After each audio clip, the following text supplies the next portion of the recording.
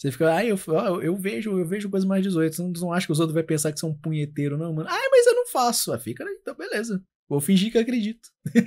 Bem-vindos a mais um react aqui desse canal. Agora a gente vai reagir aqui mais um vídeo de iceberg, mano. Tô gostando de ver vídeo de iceberg esses dias, mano. Vídeo de iceberg sempre tem bastante conteúdo. E quando o assunto é de jogo que eu manjo, ou de assunto que eu manjo, né? Não necessariamente de jogo, é bom, né? Porque eu tenho bastante coisa pra comentar. E eu gosto de que meu conteúdo seja transformativo, né? Que eu tenha coisas pra acrescentar ali no react, né? E o que a gente vai ver aqui hoje é mais um vídeo do Rickzinho. A gente vai ver aqui o iceberg do Super Mario World, que é um dos jogos que eu mais joguei na minha vida, mano. Certa época da minha vida, cara, meu PC não rodava praticamente jogo nenhum. Então eu tinha ali um emuladorzinho ali de Super Nintendo que sempre me acompanhava, mano. Então, tipo, Mario World foi um dos jogos que eu mais joguei. Tipo, tinha semana que eu zerava Mario World, tipo, umas 6 vezes, tá ligado? Era muito bom, era muito bom. Então bora pro vídeo aqui, guys. Lembrando que os links vão estar tudo aqui na descrição, tá? Pra vocês poderem dar uma passada lá. E é isso. Bora pro vídeo.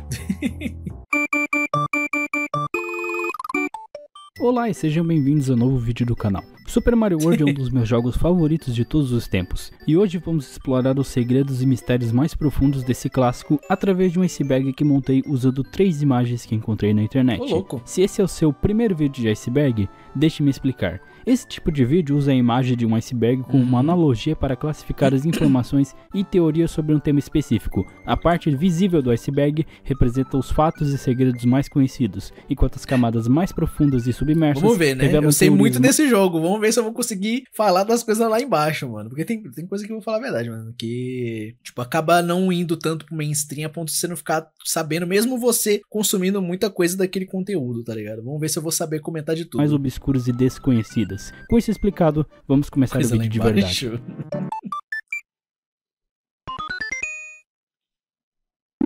A ponta do iceberg. Após passar pela última fase do Special World e usar a estrela de teleporte que te leva para a primeira ilha, o jogo ativa o modo de outono. Né? Nesse modo, a paleta de cores do mapa muda e os inimigos também ficam diferentes. As Piranha Plants ficam com abóboras de Halloween na cabeça, os Culpa-Trupas usam máscaras parecidas com a do Mario e os Bullet Bills se transformam em pássaros que parecem corvos. Apesar da mudança na paleta do mapa, as fases continuam iguais. Na versão de Game Boy Advance, esse modo sofreu algumas alterações. A primeira é que só é possível ativá-lo após encontrar todas as 96 saídas. E foi adicionada uma cutscene mostrando a transformação. Além disso, os Goombas mudam de aparência, ficando amarelos e usando óculos escuros, e os Pokés se transformam em uma espécie de serra. Uma coisa que é igual nas duas versões é que o jogo fica permanentemente nesse modo. Não é possível desativá-lo, mesmo voltando para o Special World e usando a estrela novamente. A única forma de sair desse modo, entre aspas, é apagando o save e começando um novo jogo. Caraca, que bizarro! Esse foi o jogo de estreia do personagem. A história dele começa quando Bowser chega à Ilha dos Dinossauros e aprisiona Yoshi e outros membros da sua espécie em ovos. Mario e Luigi conseguem salvar o Yoshi e os três resolvem se juntar para ir atrás do Bowser. Inclusive, eu não sei se... Eu provavelmente vai falar nesse iceberg, mas o Bowser nesse jogo, ele... Não, nesse jogo não. É nesse jogo? Agora eu não lembro. Sei que tem um jogo aí da linha do Mario, eu não lembro se é esse jogo ou se é o Mario 1, que o Bowser ele transforma todos os Toads, né, que é aquele bichinho com cogumelo na cabeça, em tijolos. Então todos os tijolos que você quebra no jogo são Toads. Só que não todos os tijolos literalmente, são todos os tijolos que te dropam itens. Ou melhor, os tijolos que só quebram, eles não são pessoas, eles são tijolos mesmo. Mas os tijolos que te dão moeda, item de vida, cogumelo, etc e tal, esses são pessoas. Esses são pessoas. Salvar a Princesa Peach e a Ilha dos Dinossauros. Depois de aparecer nesse jogo, o personagem rapidamente ganhou popularidade e se tornou um dos personagens mais queridos e populares da Nintendo. Tanto que não demorou para ele ganhar sua própria série de jogos. Pô, eu tenho que jogar o Yoshi's Island, cara. Ai, velho. Tipo, eu já cheguei longe nesse jogo, tipo, algumas vezes, mas eu sempre dropei perto do final, mano. Eu tenho que jogar esse jogo, tipo, até finalizar, tá ligado? E outros jogos de plataforma, como Yoshi's Story, Woolly World e o Crafted World.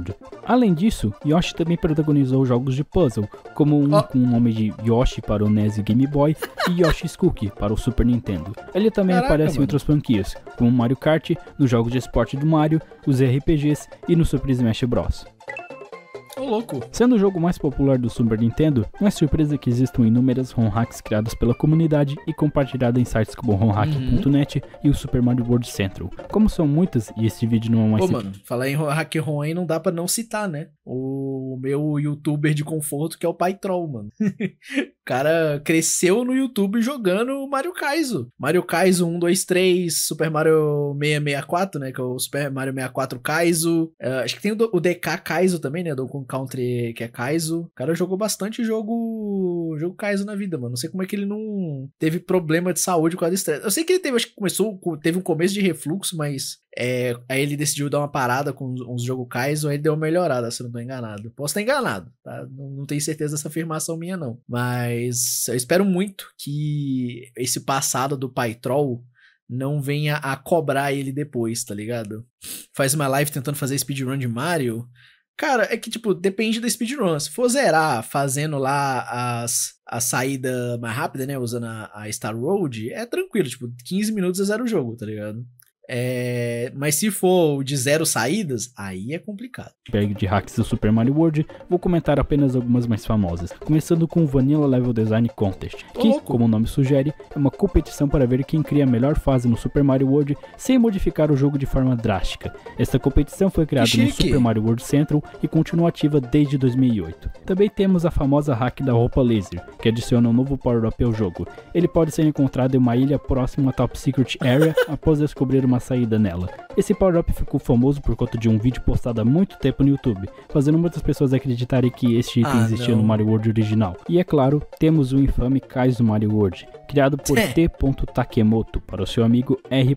Kiba. Essa hack é uma versão do Mario World com dificuldade absurdamente aumentada, ultrapassando os limites do justo. Ela ficou tão popular que deu origem a uma categoria própria de ROM hacks. Até hoje, existem inúmeras hacks Kaizo feitas para o Mario World e até para outros jogos, como Donkey Kong Country 2, Super Mario 64 e Sonic. Além de que eu falei, que acontece, tem como você fazer uma run de um jogo, né, feita por um robô, e o robô, ele vai fazer ela perfeitamente, né. Esse aqui é o famoso TAS, Tool Assistant alguma coisa, não lembro, mas é basicamente uma gameplay com ajuda de ferramenta, se for traduzir o que é um TAS para português, tá ligado? Quero ver suas habilidades de player de Nintendinho? Pô, véi. Isso, Mario Maker 1 e 2 estão cheias de fases baseadas em Kaizo. Este é um editor de níveis criado por Fusoya para o Super Mario World, que permite ao usuário editar e criar gráficos. Mano, esse programa é muito bom, mano. Tipo, eu usava o Lunar Magic quando eu tava... conhecendo esse mundo de ROM hack, né? Só que eu não usei, tipo, nem 10% do potencial total desse programa, mano. Nem 10%, velho. Tem como tu fazer tudo nesse programa. Tudo. Personalizados, blocos, sprites, fases, backgrounds, música, mapas do mundo, tela do título e créditos. Ele existe desde os anos 2000 e é usado até hoje para criar hacks para o jogo. Quando eu tinha ali, tipo, uns 13 anos, 12... eu ficava com raiva de ter... Toda vez que eu ia começar um save novo do Mario, eu ter que passar do primeiro mundo, né? O que eu fiz? Eu fiz uma hack que na primeira fase do jogo tinha uma porta... uma porta não, um orbezinho de passar de fase que me levava pra primeira fase lá da segunda ilha, né? Da ilha fora da ilha do Yoshi, da ilha grande, tá ligado? Então era depois do primeiro castelo. Então eu pulava aquelas 3 primeiras fases que eu já tava cansado de ter que passar elas, tá ligado? Jogo. O editor continua a ser atualizado com sua versão mais recente, a 3.40, lançado em 24 de setembro de 2023. Caraca, que chique. Essa é uma fase, entre aspas, que pode ser acessada após encontrar a saída secreta da fase Valley of Bowser 2 e passar pela Fortaleza dos Rasnors. A fase em si é apenas a última sala antes de enfrentar o Bowser, servindo como um atalho para a luta contra ele. A única coisa diferente nela é que possui aqueles pontos que fornecem um checkpoint. Você pode escolher entre fazer o caminho pela backdoor ou pela front door para completar as 96 saídas, não sendo necessário fazer ambas. Isso é algo que todo mundo que já jogou Mario World já fez pelo menos uma vez. Sacrificar um Yoshi para não cair em um buraco. A pior parte disso é que... É um duplo pulo basicamente, pô. Duplo pulo é muito útil. Ainda mais pensando que o level design desse jogo não é feito pensado no duplo pulo. Isso quer dizer que o duplo pulo quebra o jogo um pouquinho. Dá pra você fazer muita coisa pulando do Yoshi, tá ligado? Eu digo que ele não foi pensado em você abandonar o Yoshi pra fazer as coisas, tá ligado? Porque tem coisas que dá pra você fazer usando o duplo pulo que eu tenho certeza que os caras da Nintendo pensaram nisso, tá ligado? Tipo aquela bagulho na segunda fase de você tem um cano que você entra e tem uns blocos flutuantes que tem uma vida. Tu pode ou pegar um bloco pra jogar lá em cima ou fazer o duplo pulo com o Yoshi pra pegar a vida, tá ligado? Não é por nada não, mas essa voz desse maluco é muito relaxante, tá me dando sono. E tem que levar em consideração que eu acabei de almoçar. É que ele fala calminho, tá ligado? Ele tá falando calminho, sem botar tanta emoção na voz. Praticamente um documentário. Só que eu acho que um documentário, o cara ia falar de uma maneira mais decorada, tentando fixar a atenção do público. É que ele só tá, tipo, seguindo o roteirinho, tá ligado? Você quer encontrar as 96 saídas, é quase obrigatório sacrificar um Yoshi na fase Cheese Bridge Area para acessar a saída secreta que fica atrás. Não, opa, pera aí, calma lá. Tem como você passar essa fase sem sacrificar o Yoshi, mas você tem que estar sem ele. O cara tá com a pena, pô, é só ele passar de baixo com a pena. Não precisa... É aquilo, você não precisa matar o Yoshi, mas você pode tipo, deixar ele pra trás, né? Tu jurava que tu ia mandar um foi quase, vai. Mas é sério, mano, tipo, tem como passar essa fase sem o Yoshi. Na verdade, eu acho essa fase mais difícil de passar com o Yoshi do que sem ele, tá? Se você tá com o Yoshi nessa fase, ela é um parto pra tu chegar no final com o Yoshi, mano. Do portão, já que a maneira mais fácil é pular do Yoshi por debaixo da plataforma, enquanto a outra forma, mais complicada, é dar um mergulho bem preciso com a capa. Que preciso o quê? É mó de boa, mano. Que preciso o quê? É mó tranquilo, velho. Get good, mano. Junto com F-Zero, SimCity, Gradius 3 e Pilot Wings, Super Mario World foi um dos títulos de lançamento do Super Nintendo em 1990 no Japão. Como muitos consoles já vinham com uma cópia de Super Mario World, ele vendeu incríveis 20,61 milhões de cópias, quase o dobro do segundo colocado, Mario All Stars, que vendeu 10,55 milhões de cópias. Caraca. Cara, e tipo, um jeito de você inflar venda de um jogo que foi justamente por isso que esses jogos têm vendas tão grandes, né? Não que não venderia. Venderia isso sim, tá?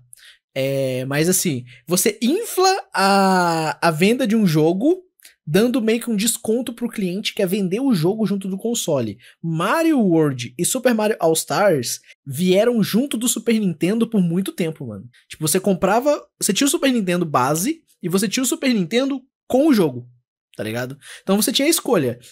Vamos valores ilusórios aqui, Kai. Eu não faço ideia de quanto custava um Super Nintendo em dólar. Você comprava o Super Nintendo sem jogo nenhum por 100 e um Super Nintendo com o Mario World por 120. O jogo separado custava 30, tá ligado? Então, tu comprava o videogame com 5 dólares de desconto, mais o jogo com 5 dólares de desconto, os dois juntos num pacote por 120, tá ligado? Coisa que você comprasse os dois separados, você ia pagar 130. É um ótimo jeito de inflar a venda de um jogo, mano. Se eu não me engano, é o Wii Sports? Eu acho que é o Wii Sports. Se eu não me engano, o Wii Sports é um dos jogos mais vendidos de todos os tempos, porque você não conseguia comprar um Nintendo Wii sem o Wii Sports. O Wii vendia com o Wii Sports. Então, todo o Nintendo Wii existente, tirando, obviamente, exceções onde o Nintendo Wii vinha com outro jogo que não era o Wii Sports, você comprava o Wii com o Wii Sports. Então, tipo, o jogo veio junto do console, mano. Falando em Mario All Stars, em dezembro de 1994 na América do Norte e em 1995 na Europa, a Nintendo lançou uma versão de Super Mario All Stars com Super Mario World incluído. Curiosamente, essa versão nunca foi lançada no Japão e na América do Norte só podia ser obtida através do Super NES Mario 7. A diferença entre essa versão e o jogo original são poucas, com uma grande exceção: Luigi. Todos sabemos que ele no Mario World é apenas uma troca da cor do Mario, sendo o famoso Mario verde. No entanto, na versão de Mario All Stars, Luigi recebe um sprite novo, sendo mais alto e magro que o Mario. Suas animações também foram alteradas. Por exemplo, ele escorrega com os joelhos em vez de ficar sentado como o Mario. Nossa, parece uma bundinha. Com a cabeça em vez de usar a mão. Parece uma bundinha. Peraí, pausa. Parece uma bundinha. Parece uma bundinha. Que isso, mano? Peraí, cadê Mario aqui? Verde. No entanto, suas animações batem nos bradas. Por exemplo, ele escorre. Parece uma bundinha, vai se ferrar, mano. Parece que ele virou a bunda pra frente, mano. Vai se ferrar, velho. Escorrega com os joelhos em vez de ficar sentado como Mario, bate nos blocos com a cabeça em vez de usar a mão, gospe bolas de fogo em vez de lançá-las com a mão, e na animação de passar de fase, ele cruza os braços em vez de fazer o V de vitória. A jogabilidade dele continua igual ao do Mario, mas esses novos sprites são muito mais legais do que apenas uma mudança de cor. Tenho certeza de que... Acho que, se eu não me engano, no Super Mario World de Game Boy Advance, ele tem os poderizinhos dele do Super Mario Bros 2, né? Que é aquele de você apertar o botão de pulo de novo, ele dá uma flutuadinha. Se eu não tô enganado, eu nunca joguei essa versão. Eu tô usando aqui pra falar isso uma memória muito velha minha. Que eu acho que eu vi isso acontecer. Muita gente nem sabia que ele era diferente nessa versão, ou que essa versão de Mario Stars existe, já que Nintendo nunca se deu ao trabalho de relançá-lo do Virtual Console do Wii, 3DS e Wii U, e nem no Switch Online. Ao contrário da versão de Mario All Stars, em que a única grande diferença é a mudança do sprite do Luigi, o segundo jogo da série Mario Advance apresenta maiores mudanças em relação à sua versão de Super Nintendo, começando com os gráficos e o som, que são inferiores à versão de Super Nintendo. O brilho é bem alto para compensar a falta de uma luz interna na primeira versão do GBA. A maioria das fases não é afetada por isso, com exceção da sala antes da luta com o Bowser, que dá para enxergar perfeitamente sem ligar a luz do bloco. Como a tela do GBA é menor, o jogo ficou mais aproximado, mas isso não chega a atrapalhar, especialmente se comparado com o mas eles mudaram a HUD, pô. Eles mudaram a HUD. A HUD tá mais compacta aqui em cima, pô. A HUD do Mario World ocuparia, tipo, ela ia vir acho que até aqui assim, mais ou menos, tá ligado? Tipo, compactaram bastante a HUD, compensou, pô. Ficou mais aproximado, mas isso não chega a atrapalhar, especialmente se comparado com o port do Sonic 1, que ficou horrível por conta da tela menor. Mano. Sonic não foi feito pra jogar em console com tela pequena, mano. Não foi. Definitivamente, mano. O Luigi deve ter mó dor de cabeça a cada fase. Pior, né, mano? Focando no som, os efeitos sonoros ficaram bem parecidos com a versão de Super Nintendo, com a adição de clipes de voz e novos sons, como quando está acabando a forma de balão do Mario e a música que fica mais lenta.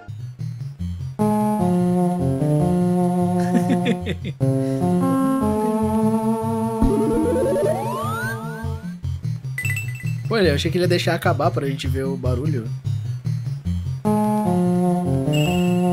O drive de som do Game Boy, ele é bem característico. Só que eu não sei se eu gosto ou se eu não gosto dele, tá ligado? Porque o drive de som do do Game Boy Advance, ele é meio crocante, tá ligado? Tipo, eu gosto muito das músicas do Sonic Advance de 1, 2 e 3, tá ligado? Só que eu não colocaria elas pra escutar numa caixa de som, porque elas ficam muito ruins em caixa de som, tá ligado?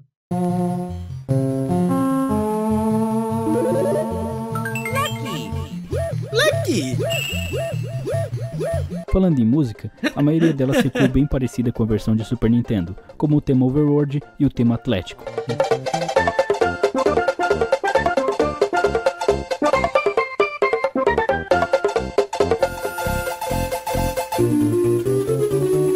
Tá vendo que eu falei que ele fica meio craquelado? É meio craquelado o áudio, sabe? Tipo, é meio anasalado também. Tipo, não tá ruim. Mas comparado com o do Super Nintendo, o do Super Nintendo dá uma porrada no áudio do Game Boy, pô.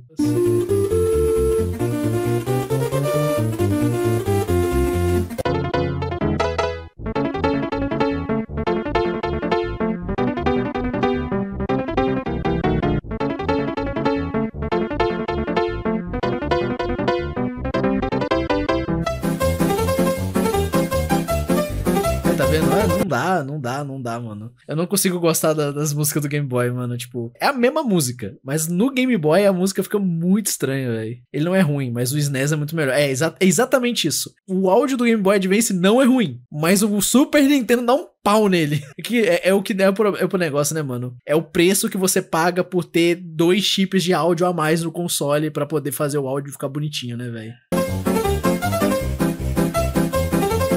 O Sonic 1 no GBA é um inferno. O boss final fica difícil porque não dá pra saber em qual pilastra o Eggman vai atacar. Putz, aí é paia.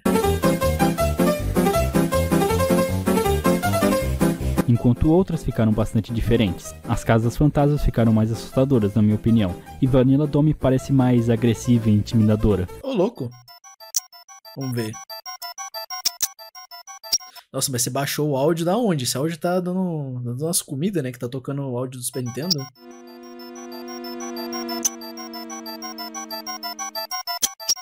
Olha.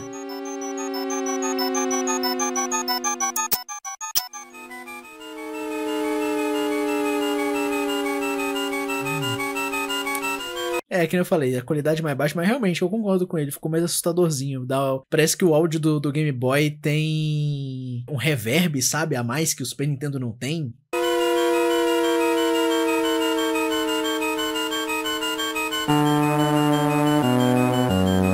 Nossa, com certeza tem o reverb. Com certeza tem o reverb, mano. Eu falei, parece que tem, não tem pra caraca.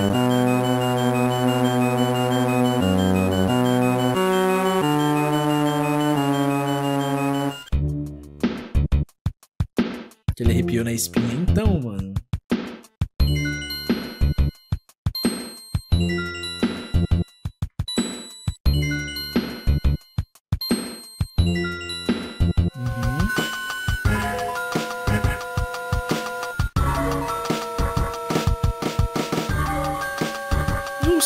Não sei. A única música neutro que ficou pior foi a do Valley of Bowser, que, sem brincadeira, parece que está peidando no GBA. Mas é porque o GBA é péssimo de fazer grave, mano. Tadinho do GBA, velho. A música é toda grave.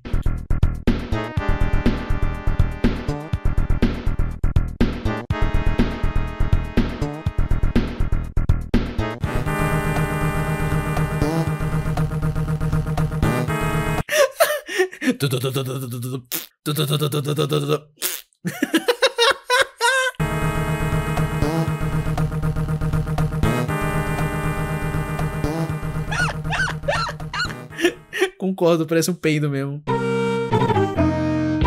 Agora falando das mudanças no gameplay. O Luigi sofreu alterações e desta vez é diferente do Mario. Ele tem um sprite novo, salta mais alto e cai mais devagar. As bolas de fogo dele pulam mais alto que as do Mario. Quando o Yoshi pega um inimigo com a língua, é possível cuspi-lo em outro inimigo. Os blocos com várias moedas soltam todas elas de uma vez quando o Luigi bate. E quando ele está com a capa, voa mais alto. Em compensação, o Mario é mais rápido. O jogo está mais fácil, já que você pode salvar a qualquer momento, e o save agora mantém suas vidas, power-ups e o Yoshi. Nossa, 1 bilhão de vezes mais fácil, mano. Levar dano nesta versão é como no Super Mario Bros 3, onde você volta para o Mario grande em vez do Mario pequeno.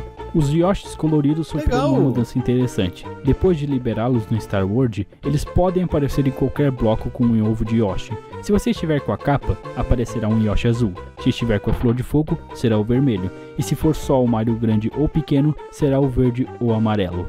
Pô, mas o amarelo é o mais OP! Como assim? Mano!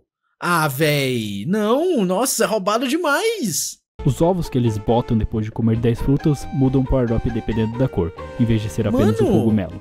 Mano, o Yoshi amarelo é o único Yoshi que, se ele comer aquele casco que fica piscando psicodelicamente, pega todos os buffs ao mesmo tempo. Como assim, mano? Se for o amarelo, será uma estrela. O vermelho, a flor de fogo, o azul, a capa e o verde, o cogumelo. As moedas do dragão viraram um colecionável, e depois de coletar todas, é liberada uma cutscene. O jogo menciona que o Mario e o Luigi derrubaram os castelos, em vez de apenas dar crédito ao Mario. Há uma cutscene antes de começar o jogo que muda após zerá-lo, e apertando Select aparece uma tela que mostra quantas fases você passou e se coletou as moedas dragão. A tela final também foi redesenhada, e não é mais a mesma da versão de Super Nintendo. Existem outras mudanças menores, mas eu vou comentar sobre todas elas, pois são muitas. No geral, essa versão parece uma experiência diferente da do Super Nintendo, mas que vale a pena jogar, especialmente se você já enjoou de rejogar a versão original. Pô, agora deu vontade de jogar a versão do Game Boy, mesmo que eu não goste das músicas, né? Deu vontade de jogar de Game Boy. Um dos segredos mais obscuros desse jogo são os triggers de 1-up invisíveis, que são ativados quando o Mario passa por 4 lugares específicos. As únicas formas de descobrir eles é na sorte, isso que alguns são muito mais obscuros do que outros, ou usando o Lunar Magic, que tem uma opção que mostra a localização deles nas fases que eles estão, que são Eu sabia disso daí, mano. Mas eu só sabia disso daí porque eu vi isso numa fase e eu falei, mano, que merda é essa? Aí, tipo, eu cheguei no lugar e não aconteceu nada. Aí eu peguei todos que eu vi numa fase e coloquei todos enfileiradinhos no começo da fase no marrom, passei por cima deles e ganhei a vida, tá ligado? 15. Donut Plains 4, Cookie Mountain, Donut Plains 1, Wendy's Castle, Chocolate Island 2, Vanilla Fortress, Morton's Castle, Yoshi's Island 4, Vanilla Ghost House, Larry's Castle, Vanilla Dome 4, Forest of Illusion 3, Gnarly, Valley of Bowser 2 e o mapa de teste. Valley of Bowser 2 eu tinha visto no mapa de teste, Pois é a única fase que tem 2 triggers, mas só dá pra ativar um deles, já que o outro deixa de funcionar. Se você ficar 2 minutos parado na Special Zone, a música troca para um remix do tema do primeiro Super Mario Bros.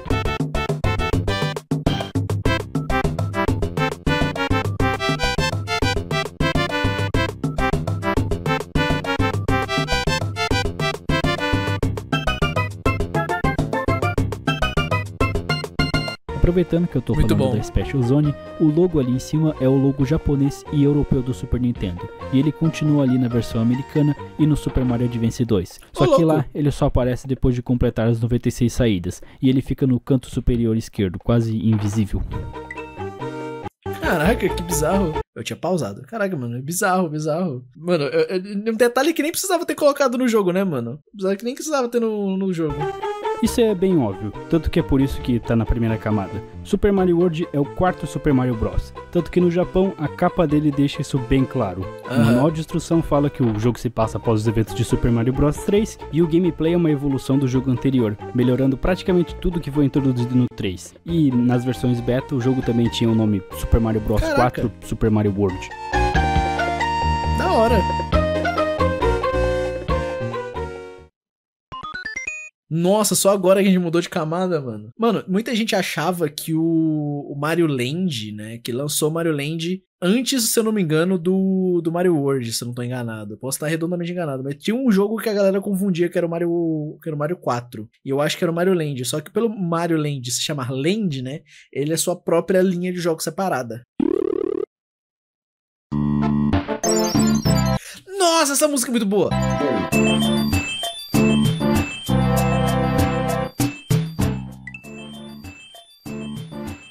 Nossa, essa é boa demais. O título do tópico diz. Uma das poucas diferenças regionais... Ele comeu o golfinho! É exatamente o que o título do tópico diz. Uma das poucas diferenças regionais é que o Yoshi consegue comer os golfinhos. Aparentemente isso foi removido das outras regiões por motivos culturais, mas eu não consegui achar alguma entrevista. Eu não sabia que dava pra comer o golfinho. Ou declaração da Nintendo onde isso é citado. O curioso é que na versão de GBA, o Yoshi come os golfinhos, independente da região que o jogo seja. É bem conhecido. Mano. Comer o golfinho, vai se ferrar, mano. Que se você ficar encarando um Boo por 8 segundos, ele vai fazer uma careta. Agora, o que é mais desconhecido é que os Big Boos têm um comportamento parecido. Para ver isso, é necessário esperar 16 segundos, e ele vai abaixar os braços para ver se o Mario ainda tá encarando ele. Os Boo é muito bonitinho, mano. Vai se ferrar. Tipo, ele todo grandão lá, tipo... Será que o Mario já acabou de... ver? Já que já virou pras costas? Já virou pra trás? Por algum diabo... Isso foi descoberto recentemente, tá? Essa descoberta eu acho que é de 2018, 2019. De motivo, o Slide mata coisas que ele não deveria. Como, por exemplo, as serras e o Big Boo. Em 1990... É que, tipo... Dentro da programação do jogo, você tem que colocar um if-else, o que define o que mata os bichos. E como as serras e os Big Boos eram posicionados em lugares não tão propícios a você poder matar eles não colocaram o if-else de você tá fazendo um slide, tá ligado? Então... mano, é doido, é muito bizarro, velho, que você porque por uma falta de programação você consegue matar os bichos. E isso ficou tanto tempo oculto tá ligado? Tipo, descobriram isso muito recentemente, mano. Foi 2010 pra frente. Não tenho certeza se foi 2019, mas eu lembro de quando saiu essa notícia, mano. Já viu os bulls de Sonic? Eu acho que já, mano. Eu acho que já. Em 2005, uma empresa chamada Hummer Team, conhecida por ter feito vários jogos bootleg, como um port de Street Fighter 2 para o NES, e Somari, uma espécie de port do Sonic 1 para o NES. Nossa, mano, o Somari. Onde você joga com o Mario com os poderes do Sonic, lançou um port de Super Mario World para o NES. Ele é surpreendentemente fiel à versão de 16 bits, mais do que outros bootlegs que vou abordar mais profundamente. Cara, tem uns bootleg, mano, que eles faziam... Mano, parecia que eles queriam realmente ter o jogo pro console, mano. É uns remake bizarro de bem feito, mano. No iceberg, tendo a Flor de Fogo, a capa, um modo de 2 jogadores com Luigi, um Yoshi completamente funcional e 28 das 76 fases do jogo original. Contudo, as Sweet Palaces e os mundos secretos foram cortados e faltam vários inimigos, obstáculos e os efeitos do Mode 7. A jogabilidade é meio esquisita. Mas o Mode 7 no Nintendo é meio difícil, né? Já que o Mario não tem uma boa aceleração no ar. E a física das rampas está invertida, com o Mario ganhando velocidade ao subir e perdendo ao descer. A música é uma desgraça, sendo muito barulhenta e aguda, a ponto de doer os ouvidos, principalmente o tema do castelo, que começa legal, mas depois de 35 segundos vira uma bagunça.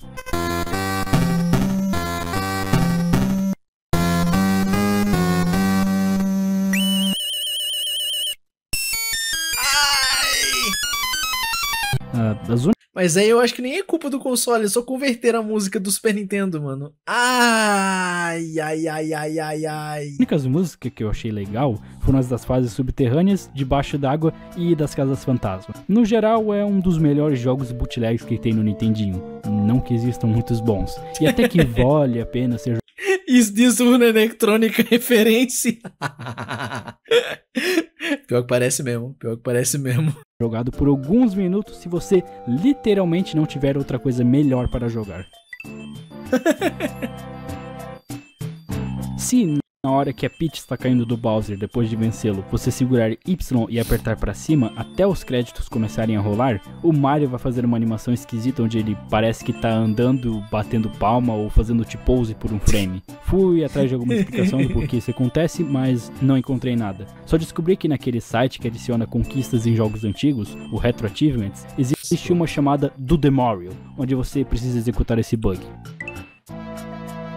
No Lunar Magic, enquanto você estiver editando uma fase, se você for na opção GFX Index in Header e mudar o ChangeFG/PG GFX para o número 2, 6 ou 8 e depois entrar na fase, vai tocar essa cutscene do Mario indo na direção de uma placa de proibido Yoshi e depois seguindo em frente. Existem 3 variações dessa cena que mudam o background, e se você estiver montado no Yoshi, o Mario desmonta dele quando chega perto da placa. Li nos fóruns do Super Mario World Central que as fases de castelo e casas fantasmas usam essa placa, mas ela está escondida e só dá pra ver ela usando o Lunar Magic. Resolvi procurar em cada fase, mas não encontrei essas cenas do Mario indo em direção à casa ou ao castelo. Portanto, não vou afirmar com base apenas em comentários. Mas aí você tem que abrir o editor de cutscene, aí. Você não foi na parte de editar cutscene. De fórum que essas placas são usadas. Talvez os desenvolvedores estivessem planejando criar fases onde não fosse possível usar o Yoshi e que não fossem de castelo ou casa fantasma. Mas, devido ao tempo ou outros fatores, desistiram. E a única coisa que sobrou foram essas animações. Com certeza. Durante o desenvolvimento do primeiro Super Mario Bros., Shigeru Miyamoto queria que o Mario montasse em um cavalo. Houve até desenhos do Mario... Mano, o Yoshi era bizarro nessa época, montado mano. em um animal que se parecia um dinossauro. Mas as limitações do Nintendinho impediram essa ideia de ser executada. Contudo, com o desenvolvimento do Super Nintendo, foi possível reviver essa ideia do Mario ter um parceiro animal. O Yoshi, que a gente conhece, passou por algumas formas bizarras antes de ficar do jeito que conhecemos. Primeiro, ele era bem mais primitivo, esguio e cuspia fogo. Depois ele ficou mais gordinho e parecido com um dinossauro. Não sei qual desses dois veio primeiro, mas existe um sprite do Yoshi mais ou menos do tamanho da versão final, só que com a cabeça do primeiro design e ainda com a habilidade de cuspir fogo. E também tem essa versão com a cara mais arredondada, que acredito ter sido a penúltima versão do Yoshi, já que ele tem uma paleta de cores quase igual à da versão final. Mano, o Yoshi magrinho é cursed demais, velho. Que cursed. No Valley of Bowser, usando o Lunar Magic, dá pra ver que tem uma Sweet Palace vermelha escondida e que não é possível chegar ou ativá-la sem hackear o jogo. Entrar nela te leva para uma fase de teste, em vez de uma fase do Sweet Palace. Provavelmente a fase Valley of Bowser 3 teria uma saída secreta para a Sweet Palace, mas os desenvolvedores perceberam que ativar os blocos vermelhos seria inútil, já que o jogador está praticamente no final do jogo. Assim, sabiamente, mudaram Sweet Palace para Vanilla Dome. Faz sentido pra caramba, né? O negócio tava lá no final do jogo, você usa ele muito antes. Essa gaiola com gráficos bugados pode ser colocada no jogo. O Mario fica preso nela quando a fase começa e dá para usá-la em conjunto com um objeto de auto-scroll para fazê-lo seguir um caminho durante a fase. Na gameplay de fundo vocês estão vendo esses passarinhos azuis carregando a gaiola, mas isso é algo que eu vou explicar na próxima camada. Que bizarro! Não fazia ideia.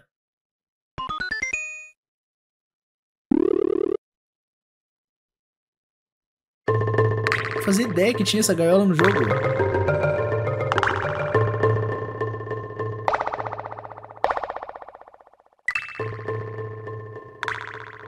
Antes do Nintendo Giga Leak, já era conhecido que o Haku Mario retornaria, graças a revistas da época que mostravam ele no jogo e também por causa de fitas de testes do Super Nintendo, que vou abordar mais a fundo depois. Essas fitas continham sprites beta do Super Mario World, sendo dois deles a Folha... Mario Presidiário? Presidiário? Como assim presidiário? E o Mario na forma de Guaxinim. Depois do Giga Leak foram descobertos ainda mais sprites do Haku Mario, como esses ele correndo, girando, carregando itens, zumbindo paredes, montado no Yoshi, etc. Também foram encontrados sprites dele voando igual a capa, inclusive realizando um mergulho. Então a capa era pra ser o Raccoon, então. Por que trocaram o Raccoon pela capa? O Miyamoto parou de ser furry? Não entendi. Conforme Super Mario World foi sendo desenvolvido, os desenvolvedores resolveram substituir o Haku Mario por um novo power-up com habilidades parecidas, a famosa capa. Antes dela ficar do jeito que conhecemos, ela passou por algumas fases curiosas. Graças ao Giga Leak, foram descobertos os designs beta dela. O primeiro é esse em que o Mario usaria um capacete e uma capa roxa. Ele ia ficar meio aviador das ideias, mano, que legal. O segundo é ele sem o capacete, e tem esse em que ele está com as cores verde e vermelha. Existe também outro potencial substituto do Haku Mario, em que ele usaria asas para voar, lembrando um pouco a Wing Cap que apareceu no Super Mario 64. E, para finalizar, você literalmente pegaria a capa ao invés de uma pena que magicamente faz o Mario ganhar uma capa.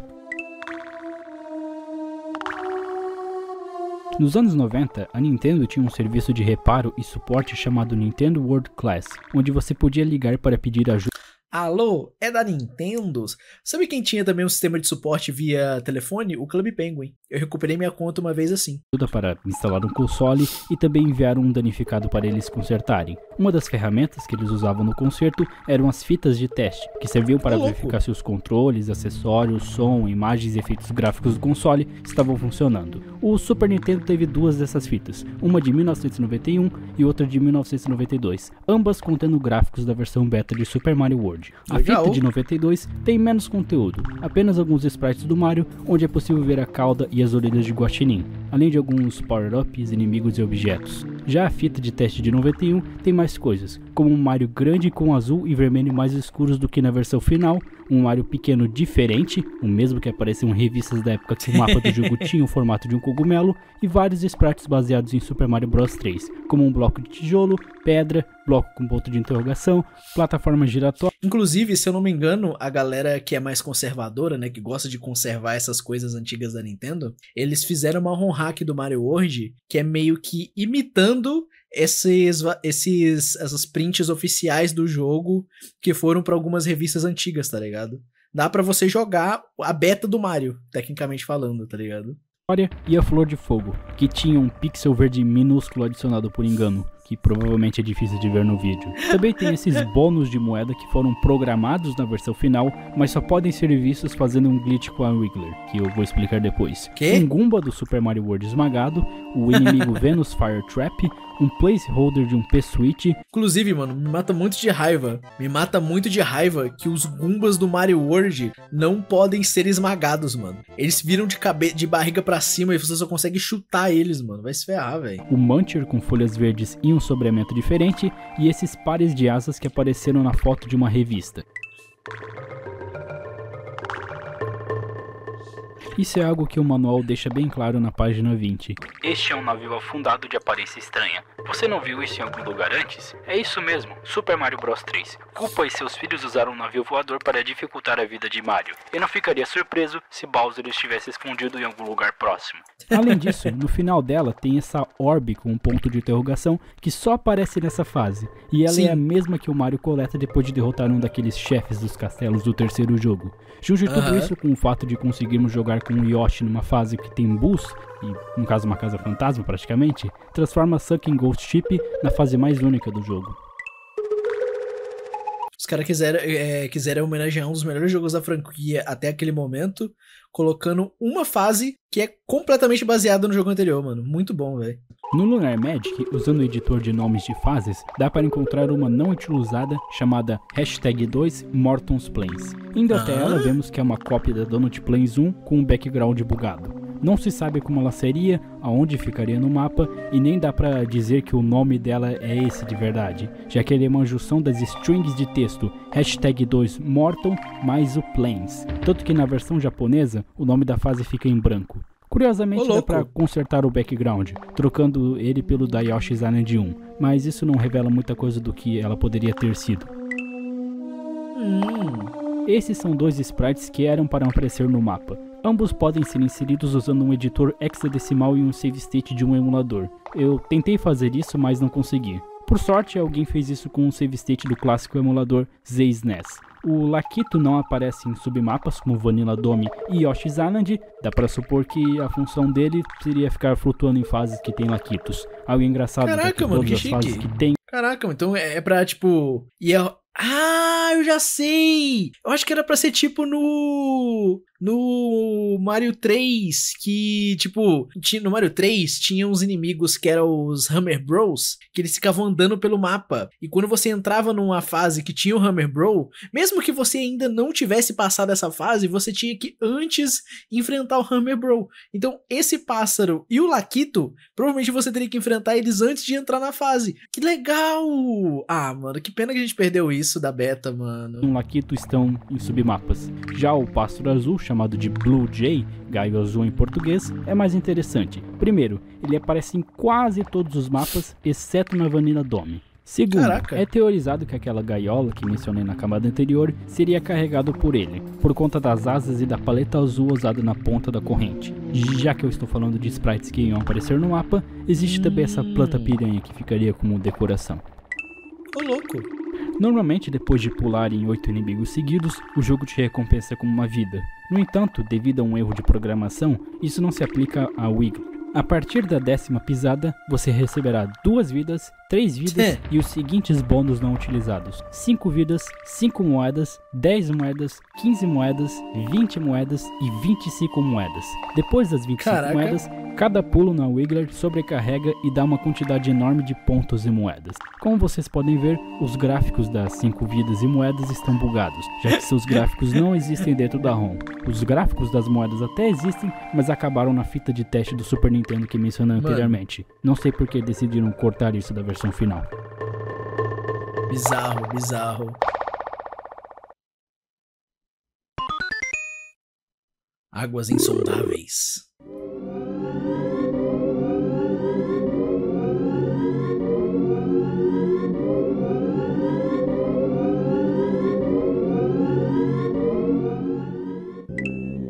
Esse é o nome da montanha com uma lagoa que o Mario passa antes de ir para a Sweet Palace amarela no manual do jogo. Ele não é um nome aleatório, já que a montanha lembra bastante a cabeça de um Kappa, um ser da mitologia japonesa que parece uma mistura de criança com tartaruga. Segundo as lendas, um Kappa pode ser bondoso se for respeitado como um deus, caso contrário, ele pode fazer coisas bem cruéis, como arrastar pessoas e animais para a água e afogá-las, sequestrar crianças ou até mesmo comer carne humana. Kappa é um yokai, é tipo o Homem do Saco, era aqui pro Brasil, tá ligado? É uma historinha criada pelos japoneses pra manter as crianças longe da água, sabe? 42/11, que? Esse é um canal que tem uns vídeos de uns caras acessando supostas fases secretas de uma cópia de Super Mario World comprada em Brooklyn. A entrada dessa fase fica em uma das casas fantasmas, onde há um tubo flutuando no ar. A fase é cheia daqueles blocos que são quebrados com spin jump, e no final dela, o Mario morre, mesmo tendo passado de fase. A cena então corta para os caras queimando alguma coisa, que eu chuto ser o cartucho, mas pode ser qualquer coisa. Outro vídeo mostra supostas fases deletadas do jogo, inclusive exibindo a placa do Yoshi e a gaiola de pássaro bugado. No entanto, não demora muito para perceber que o vídeo é uma brincadeira, já que, do nada, eles entram em um tubo que te leva para o Super Mario Bros 3 e depois novamente em um tubo que magicamente os leva para a Tiny Huge Island do Super Mario 64. Então eles são engolidos pelo peixe e começam a jogar a primeira fase de Super Mario Bros. Por fim, eles começam a jogar Sonic 2 depois de passar novamente por um cano. Esses vídeos não passam de uns caras brincando com hacks de jogos e truques de edição de vídeo, e que resolveram postar isso no YouTube para se divertir ou enganar os outros. Tem que lembrar que eles foram postados há 16 anos atrás, em 2007, e esse tipo de conteúdo não era raro na plataforma. Caraca, mano, que bizarro, velho. Esse canal dos caras, mano, os caras fizeram uma creepypasta praticamente, tá ligado? Os culpas foram inspirados nos capas, não é? Mais ou menos, não necessariamente. Forma na época. Já parou pra perceber o quão estranho o Bowser é em Super Mario World? A cor dele é um verde todo esquisito que me lembra um pouco o visual dele dos desenhos do Mario feitos pela Dick. Isso é esquisito, já que no Super Mario Bros 3, um jogo de Nintendinho, o sprite dele é bem parecido com as artworks, enquanto no Mario World ele tem esse visual peculiar ali. Eu acho que a Nintendo tentou fazer um redesign no Bowser nesse momento aí do jogo, só que não deu certo porque deve ter dado medo nas crianças, tá ligado? Curiosidade inútil, as Tartarugas Ninja, a primeira trilogia dos anos 90, no terceiro filme, quando o samurai vai pra linha do tempo das tartarugas, quando ele chega na Era Moderna, ele chama as tartarugas de capa. Caraca, mano. O tópico fala sobre duas ilhas que nunca visitamos, mas que aparecem no mapa. A primeira é essa que fica perto da Top Secret Area. Por causa da sua proximidade com essa área, muitas pessoas se perguntaram se havia um jeito de chegar até ela. Tanto que, na hack da roupa laser, você a encontra nessa ilha. A segunda é menos interessante e consiste em duas ilhas perto da primeira fase da Chocolate Island. Provavelmente essas 3 ilhas estão lá apenas como decoração para o mapa, mas nada impede de imaginarmos se os desenvolvedores algum dia planejaram algumas fases nela. Assim, não é impossível, mas eu acho aquelas ilhas tão pequenininhas que eu acho que é só decoração mesmo. Em 1990, a Capcom lançou para o NES um jogo chamado Chip and Dale Rescue eles vão falar do Hack-ROM do Mario, tá? Eu sei qual Ranger, baseado no desenho do Tico e Teco chamado Tico e Teco Defensores da Lei. 5 anos depois, uma empresa de Taiwan chamada Gumtech fez uma versão bootleg desse jogo para o Mega Drive chamada Squirrel King. Um ano depois, outra empresa de Taiwan, chamada Shuangpu Technology, que compartilhava membros da equipe com a Gumtech, fez uma... Esses sprites bizarros do Mario, mano, vai se ferrar, velho. Então foi nessa que surgiu aquelas bolas do Bowser lá, que... hack do Squirrel King, que trocava os esquilos por personagens do Mario e vendeu esse jogo com o nome de Super Mario World. Mas... você tá falando do dildo do Bowser. Não foi aí que surgiu o dildo do Bowser. Mais ou menos. A capa amaldiçoada e a tela de título dizem que é Mario World, mas ao apertar Start, o jogo vai para outra tela com o nome de Super Mario Bros. A jogabilidade é igual ao jogo do Tico e Teco. A física é meio esquisita. Provavelmente eles adicionaram aquela tela inicial extra com Super Mario World, porque até o momento não existia Super Mario World quando eles estavam fazendo o jogo. Aí lançou o Mario World e, clickbait, né? E o level design é estranho, com alguns blocos sólidos e outros sem física. Curiosamente, esse jogo só se parece com um jogo do Mario nas primeiras fases. O resto é completamente diferente, sendo as fases do Squirrel King apenas com a ordem trocada. Fora o nome, ele não tem nada a ver com o Super Mario World. Neosonic é uma empresa que fabrica relógios e ficou famosa por criar alguns modelos que vinham com jogos baseados em marcas famosas como Barbie e Power Rangers. No final dos anos 80 e começo dos anos 90, eles conseguiram a licença da Nintendo e começaram a fazer relógios baseados. Foi aí que surgiu o Game Watch, será? Nos jogos dela. Obviamente, eles iriam fazer um baseado no Mario e chegaram a produzir 4 modelos: Super Mario Bros. Em 1989, Super Mario Bros. 3 em 1990 e Super Mario World em 1991. Os jogos são bem simples e não há muito o que comentar sobre eles. O que é interessante é o fato de que esses e outros relógios baseados em franquias da Nintendo, como Zelda e Star Fox, terem existido. Caraca, mano, que bizarro. Mas assim, é o Game Watch, né, basicamente, se eu não tô enganado. No World, existem 3 sprites de Koopalings escondidos que só podem ser vistos usando o Lunar Magic. Esses Koopalings têm uma função, diferente do Lakitri e do Passarinho Azul, cujas funções eram desconhecidas. Eles iam puxar o jogador para uma fase, semelhante àquelas mãos do mundo 8 em Super Mario Bros 3. A posição deles no mapa sugere que ele era bem diferente antes de sua, entre muitas aspas, remoção. Que chique, mano. Antes de mostrar esse glitch, eu li que ele pode dar gatilho em pessoas fotossensíveis. Não sei se isso é verdade, mas não quero arriscar. Quê? Então, se você sofre com problemas de epilepsia, pule para o tempo que está...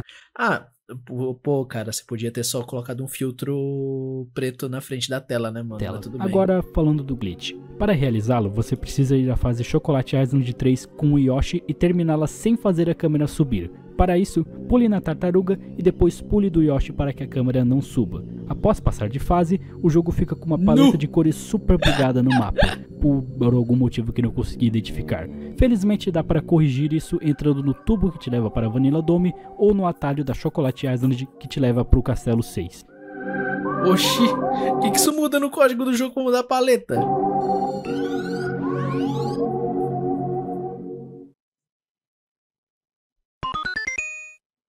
Câmera 5, o fundo.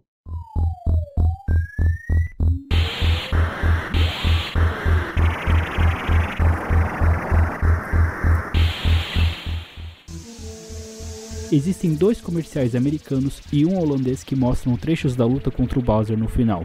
O comercial holandês é o que menos dá spoiler, pois se você piscar, perde a cena de tão rápido que passa na tela.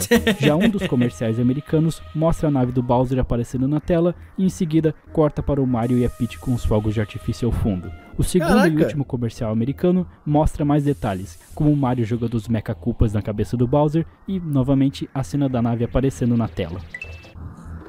Mano, você já deve... Tipo, os jogos já não eram tão grandes, tá ligado? Aí você vai lá e dá spoiler do jogo, saber mano. O que significam as cores e os pontos das fases. Amarelo indica uma fase com apenas uma saída, enquanto vermelho indica fases com 2 ou mais saídas. Mas e essas fases que tem um ponto grande e vermelho? O que isso significa? Algumas pessoas acreditam que esses pontos significam que a fase é maior do que as outras, mas isso não faz sentido, pois algumas dessas fases não são maiores. A Nintendo nunca deu uma explicação oficial no manual ou em guias, então os fãs criaram uma teoria. As fases grandes com um ponto vermelho têm uma saída que te coloca em uma rota até uma das fortalezas que não são acessadas em rotas normais. Vanilla Dome 1 te coloca numa rota até Vanilla Fortress. Forest of Illusion 1 te coloca numa rota até Forest Fortress e Valley of Bowser 2 te leva na rota até Valley Fortress. Sim. O que faz muito sentido. No mesmo comercial americano que mostra o Mario enfrentando o Bowser, há uma cena dele andando em um caminho não revelado de Vanilla Dome. Isso acontece porque a versão do Super Mario World mostrada no comercial é um protótipo datado de 25 de outubro de 1990, 10 meses antes do lançamento nos Estados Unidos e 1 mês antes de sair no Japão. Essa versão tem poucas diferenças em relação à final, como a tela de título, que é igual à versão japonesa, e a fonte e os textos que são diferentes. O que é interessante nessa versão é que algumas funções de debug estão ativadas, permitindo fazer coisas como trocar de Yoshi no mapa, mudar a forma do Mario dentro da fase e andar pelo mapa do jogo inteiro, mesmo sem ter passado de nenhuma fase. A única coisa que impede o progresso do Mario é a porta de Vanilla Dome. Depois disso, você pode até andar no ar. Caraca, que bizarro. Este é mais um bootleg baseado no Super Mario World, mas diferente daquele que era uma reskin do jogo do Tico e Teco, este aqui é bem mais fiel. Não se sabe quem desenvolveu ou em que ano foi lançado, mas provavelmente foi após 1996, por conta do nome, que é uma referência ao Super Mario 64. Nossa, mano, agora que eu reparei, mano, por que o Mario tá tão pra direita na tanto tela? Que na introdução tem o clássico It's a Me, Mario. It's a me! It's me, Mario!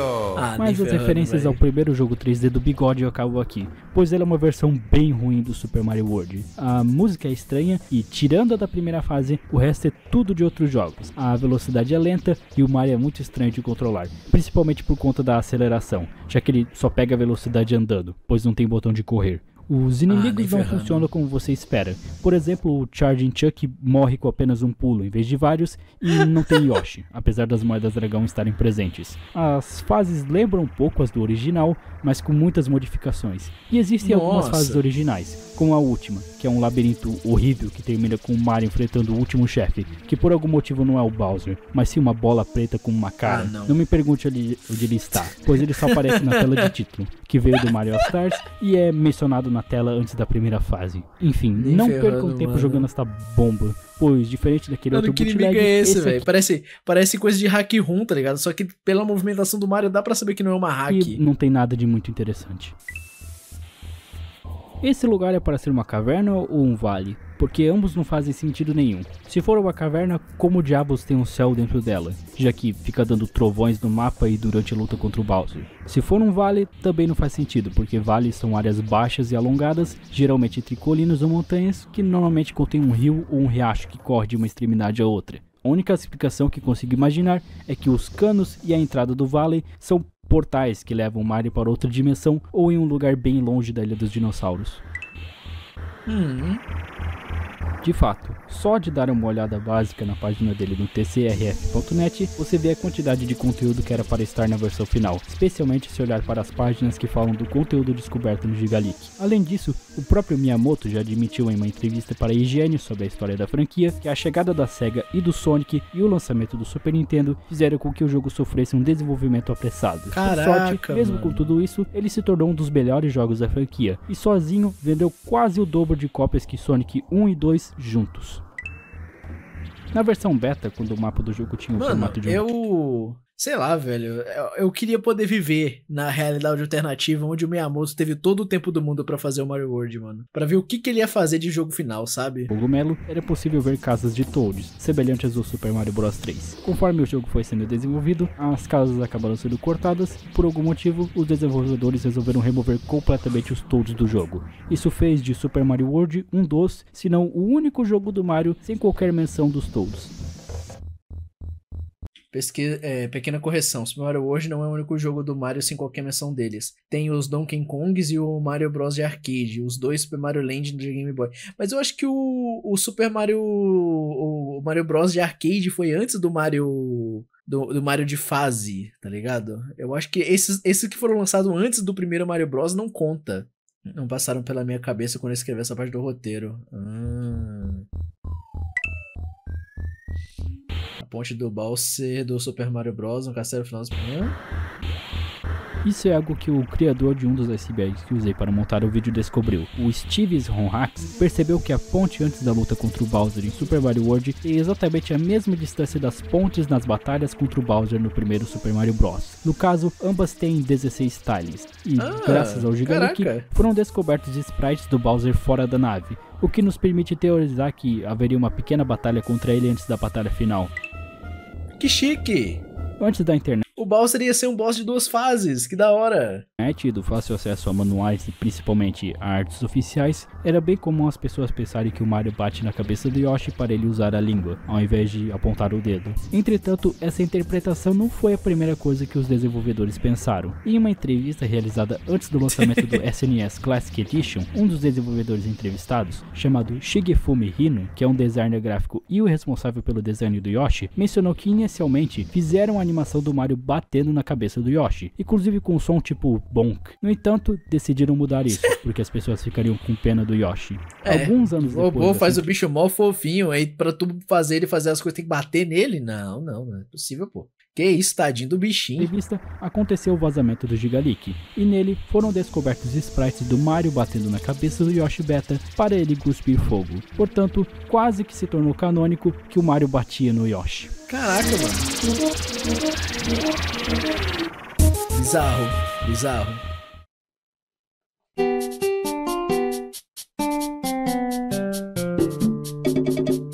Espero que tenham gostado do vídeo. Ele acabou sendo mais curto que o dos mitos e lendas dos games. Tamanho perfeito, pô, que isso, vídeo muito bom.